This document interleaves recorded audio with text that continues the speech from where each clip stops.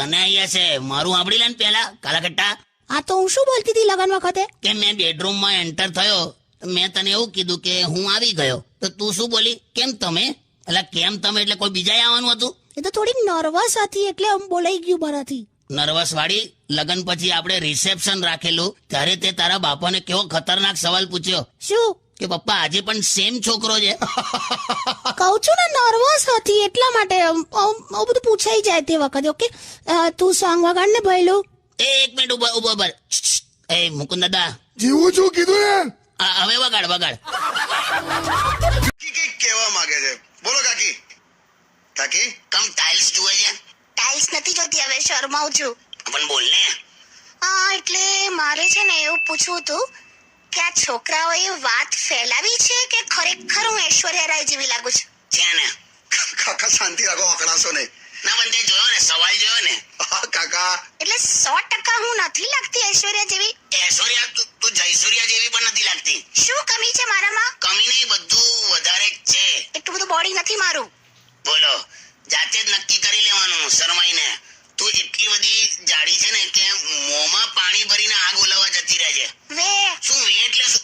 આ રીતે બોલાય? લા છોડો યાર, એ સવારના હું મજા કરવાની હોય યાર, તમે ખોટું ઝઘડવા બેઠા છો યાર. તારે શું? હું ઐશ્વર્યા જેવી લાગુ છું તો લાગુ છું. બંધ કર જાડી. તું તો ખેતરમાં નાચે છે ને તો 5 વર્ષ સુધી દળેલો લોટ નીકળે જ ત્યાંથી. ઐશ્વર્યા કહે છે. એવું જોઈએ ને તો આ જુઓ સ્ટુડિયોની બહાર પેલો માણસ મને આમ ફ્લાઇંગ કિસ આપે છે. નથી ફ્લાઇંગ કિસ આપતો, સિંગના ફોતરા ઉડાડે છે. કાકી જો રિસાઈને બેઠા છે. શું થયું કાકી? કોઈ નહીં યાર, જવા દે ને. આ માણસ મને કશું અપાવતો નથી.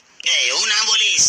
આજે જ બોલ, મેં તારા માટે કેટલું વિચારીને એક ગિફ્ટ લીધી છે. સાચે? આમ જો જા બારીમાં આય તો નીચે પેલી નવી નક્કોર લાલ ગાડી દેખાય છે. હા. બસ એવા જ કલરની મેં એક લિપસ્ટિક લીધી તારા માટે. હટ, કંજૂસ માણસ. જઈએ પણ હવે આ સમોસા તો ખાઈ લો, ગરમ ગરમ લાવી છું. અલી આટલી ગરમીમાં સમોસા લવાઈ લીધું? તું કે ભાઈબંધ. કાકી યાર આટલી ગરમીમાં ક્યાં સમોસા લેવા તમે? હું આટલી મહેનત કરીને લઈને આવીને તમે ના પાડો છો.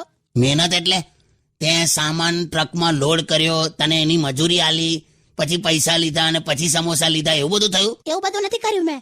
એકચ્યુઅલી છે ને મેં 2 સમોસા આ પેલા મેઇન રોડ વાળી દુકાનથી લીધા, પછી 2 સમોસા આગલા 4 રસ્તા વાળી દુકાનથી લીધા, પછી બીજા 2 સમોસા આપણા સ્ટુડિયોની નીચેથી લીધા. એટલે પણ તો આવું કેમ કર્યું? તે એક જ જગ્યાએથી ના લેવાય? એમાં શું છે, આ રીતે તમે અલગ અલગ જગ્યાએથી લો ને તો ચટણી વધારે મળે છે ને.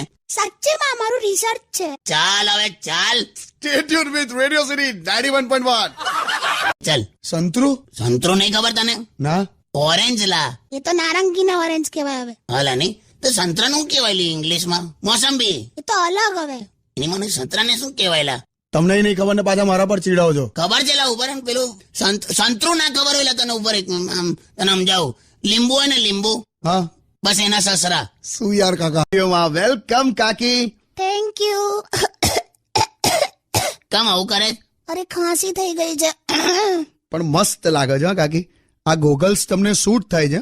પણ હવે આ સેજ વધારે મોટા નથી આવી ગયા? છે કાઢી નાખ. આ તો દૂરથી પેલી બસ આવતી હોય એવું લાગે. બહુ સારું.